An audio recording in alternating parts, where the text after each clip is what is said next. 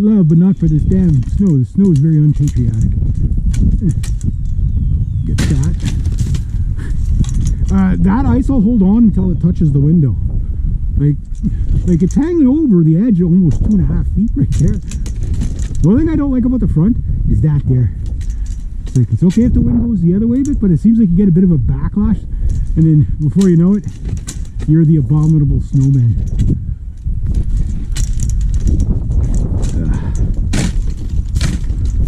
Oh, yes.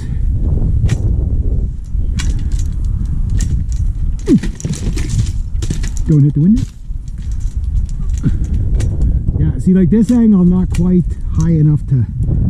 Mind you, the snow gets deeper as the season goes on, so I'm able to get a fire, but gonna do this. It's not cold out today though, but it's wintry.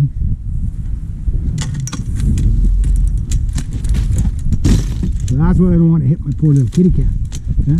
You can see like the roof there is 1.5 foot, so it's definitely like 2 feet on the other side, whatever it is there. Roll this down. Get that to slide a bit. Yeah. So this is my day off. This is my day off. This is what I do on my day off. But as you can see, a day off for me is not really a day off. It's just get caught up on the stuff I've been procrastinating on.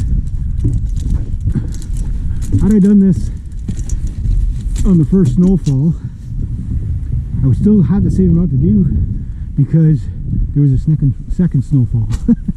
And a little bit's already fell off already, so probably about what I'm taking off there now. So but when it all lets go at once there, oh, what a mess. Get that. Dude, just to create that brake line, eh? Holy smokes. Watch, I don't electrocute myself here. It fills up on this side too, I guess, because of the way the wind goes there. You see a big flash, you'll know what happened to me.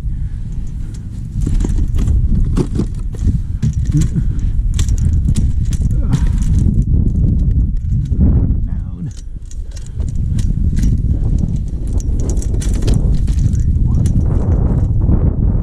There. That's about halfway, maybe a little more. Just create that brake line, and then eventually it starts the sliding process whenever it gets mild. So like I say, leave about an inch or so on there just so your roof rake slides easier. That's the best way to do it. The best way. The professional way. So, there. When you see how it's thick, like, you gotta, if you wait too long, it packs enough where it just becomes all crust, and then this thing is useless at that point.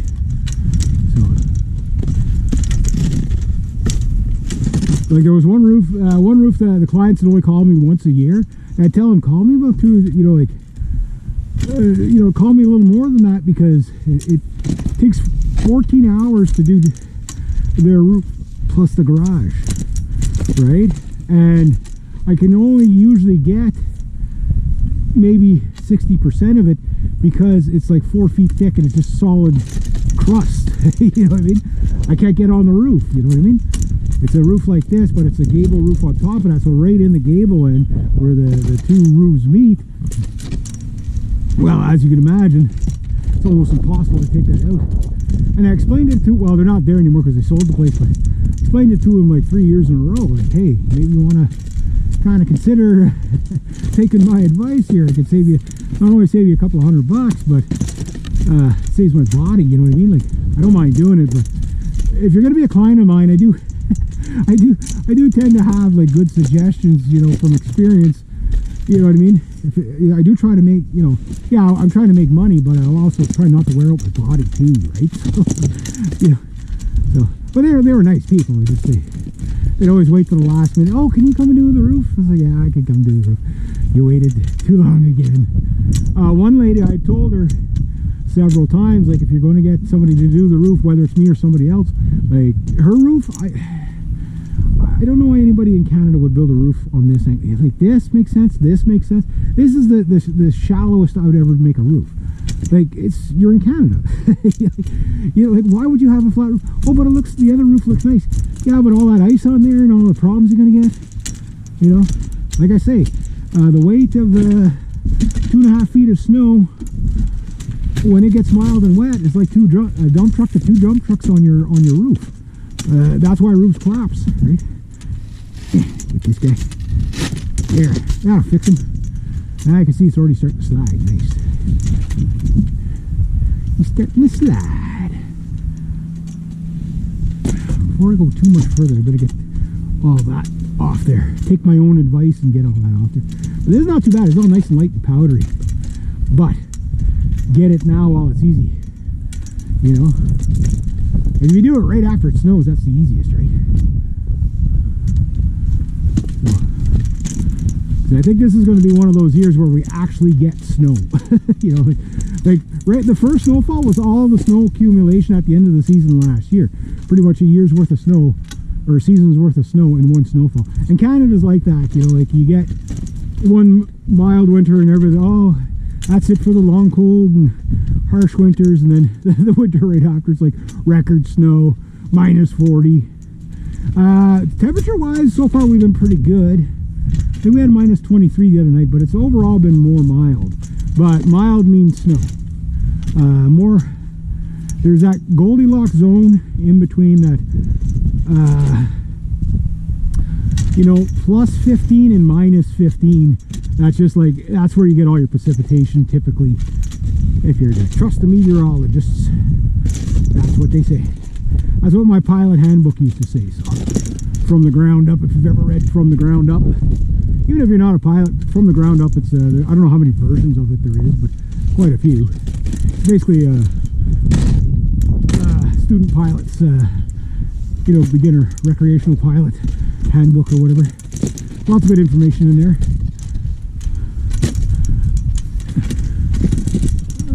There we go. I'll go with that.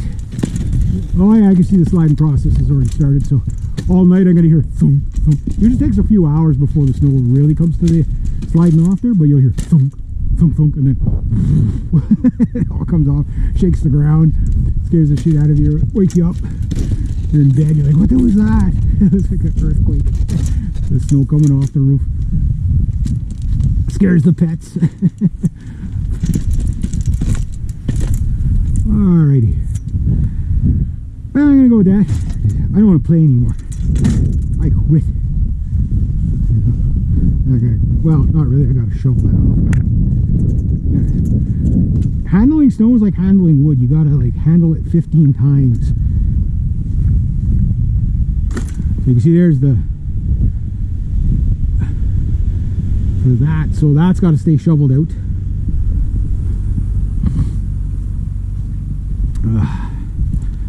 Throw this here.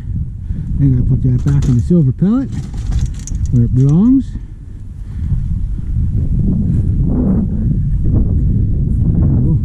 See, it's about halfway up the roof. So again, another 2 extensions, I'd be happy with that. This side here you can't tell. I didn't come right to the edge here, but get out a bit. You'll see it. But don't fall more. Yeah, it's about halfway up the roof. But I can already see the brake line at the top. So that's good. That's what you want. That's what you want. Like I say, nobody really walks here. The pets don't go here as much. So, but we still got to keep it pretty clear. So, not, you know, they don't get bonked. Now, you'd say, well, do this tomorrow. That'll be a block of ice tomorrow. It's already starting to get heavy. That's what, not even 15 minutes? You know, from light powdery. So if it's already heavy when it falls, it packs, and then the bottom foot of it or so is just like ice, solid ice. And yeah, that's winter. That is definitely winter. Definitely keeps you in shape for sure. And this deck is, it's an oddball shape, this deck. You can't really push it anywhere. You can't push it there because you got to keep that clear. And that sucks. The idea is to get it all here, but you can't get the angle. The angle. And after a while, it gets so high to the deck, you can't push it far enough. Like, there you go. It's not bad when it comes off.